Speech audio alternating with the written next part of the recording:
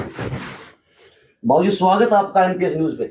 सबसे पहले तो आपकी टीम का यहाँ पहुंचने पर बहुत बहुत स्वागत। बाबूजी किसान नेता रवि आजाद जो आज पूरे हरियाणा भर में एक चर्चा का विषय है। किसान नेता रवि आजाद एक बड़ा चेहरा बनकर उभरे थे, लेकिन 14 दिन की न्याय के रास्ते में इतने बड़े आरोप लगे हैं। पॉक्सो एक्ट व एससी एक्ट के तहत मतलब रवि आजाद पर मुकदमा दर्ज किया गया है। क्या है पूरा प्रकरण, किस नजर से देखते हैं आप?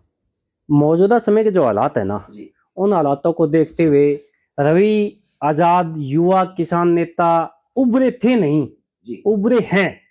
दलित, गरीब, मजदूर, कमेरा वर्ग की आवाज पिछले 11 साल से बड़े जोश और निष्पक्ष भाव से उठाते आ रहे हैं। और रही बात हुकूमत की, हुकूमत तो शुरू से ही परंपरा रही है कि बट और बूट की ताकत पर युवा उभरते गरीब, मजदूर, किसानों की आवाज उठाने वाले को हमेशा किसी ना किसी रूप से उनको जेल में डालने का काम करती रही है। एक बात मैं आपको कहना चाहूंगा, रवि आजाद था, आजाद है और आजाद रहेगा। चाहे हुकूमत कितनी ही अपने चाल चल ले, कहीं ना कहीं सच्चाई सामने आएगी। और जब सच्चाई सामने आएगी तो जल्द ही रवि आजाद होकर हमारे बीच इसी समाज में गरीब मजदूरों की आवाज उठाने के लिए तत्पर होगा। बाबूजी सच्चाई की अगर बात करें तो रवि आजाद ने एक महापंचायत की थी और महापंचायत ने रवि आजाद को निर्दोष मानते हुए क्लीन चिट दे दी थी, लेकिन रवि आजाद पर भड़काऊ भाषण देने और मतलब इतनी पब्लिक इकट्ठी करने की धाराओं के तहत मुकदमा दर्ज कर लिया। हमारे हिंदुस्तान की परंपरा रही है, जब भी किसी भी प्रकार का कोई विवाद होता है तो हम उसको भाईचारे, समाज में एकत्रित होकर सुलझाने का हमेशा से ही प्रयास करते हैं।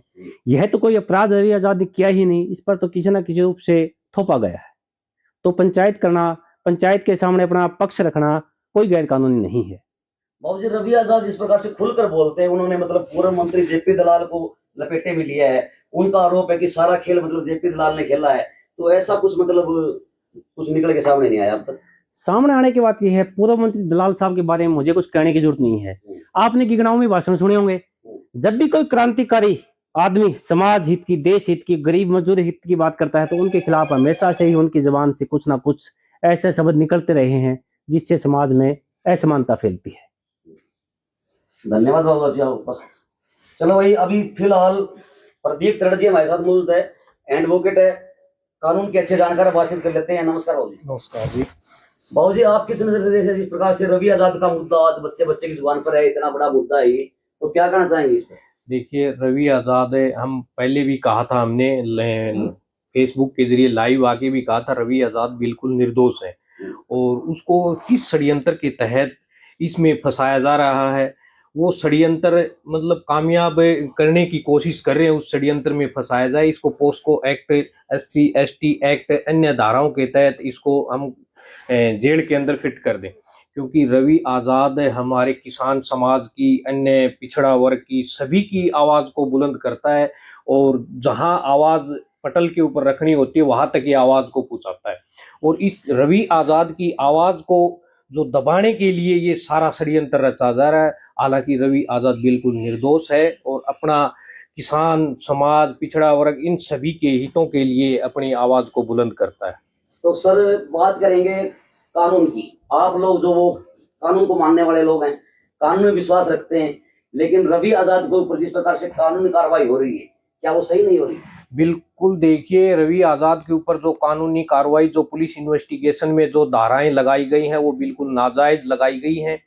और जब रवि का इस मामले से कोई लेना देना ही नहीं है तो इन्वेस्टिगेशन करके उसको पुलिस द्वारा अरेस्ट किया गया है। अरेस्ट करने के बाद में जुडिशल कस्टडी में भेज दिया गया है। जो भी धाराएं लगाई गई हैं वो बिल्कुल गलत लगाई गई है। अगर हमने अन्याय कहीं कोई ऐसी घटना की ही नहीं तो हमारे ऊपर ये धाराएं, पोस्को एक्ट वगैरह व अन्य धाराएं क्यों लगाई जाए? और हम इनके लिए हम अगर निर्दोष है तो हम भाईचारा पंचायत में भी हम अपना पंचायत भी करते हैं।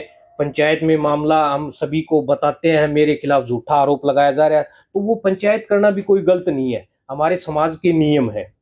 और कुछ लोगों का ऐसा भी कहना है भाई, जो रवि आजाद के जो साथी थे, 3 जो गाड़ी लेकर गए थे, मतलब उनका बचाव किया रवि आजाद ने। देखिए, रवि आजाद ने कोई बचाव नहीं किया। रवि आजाद को जितना बताया गया था उन साथियों ने, उस हिसाब रवि आजाद से वो गाड़ी लेके गए हैं। गाड़ी आप आप भी मेरी गाड़ी को लेके जा सकते हैं। हम उसको उस पोस्को एक्ट और उस मतलब घटना से उस चीज को नहीं जोड़ सकते। गाड़ी तो कोई भी मांग के ले जाया जा सकता है और आके हमें हो सकता है कोई सच्चाई भी न बताए, मगर जहां तक रवि आजाद ने जो एक बात कही थी, मेरा 1000 किलोमीटर तक कहीं भी कोई दोष निकाल दे, आज भी वही बात है। रवि आजाद निर्दोष है, कहीं कोई दोष नहीं है। इसको जिस षड्यंत्र के तहत इसकी आवाज को दबाने का काम किया जा रहा है।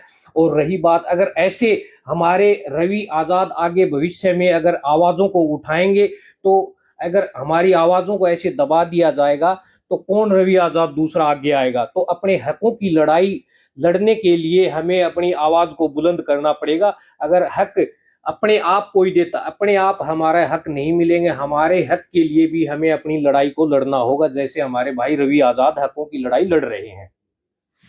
बहुत बहुत धन्यवाद। धन्यवाद।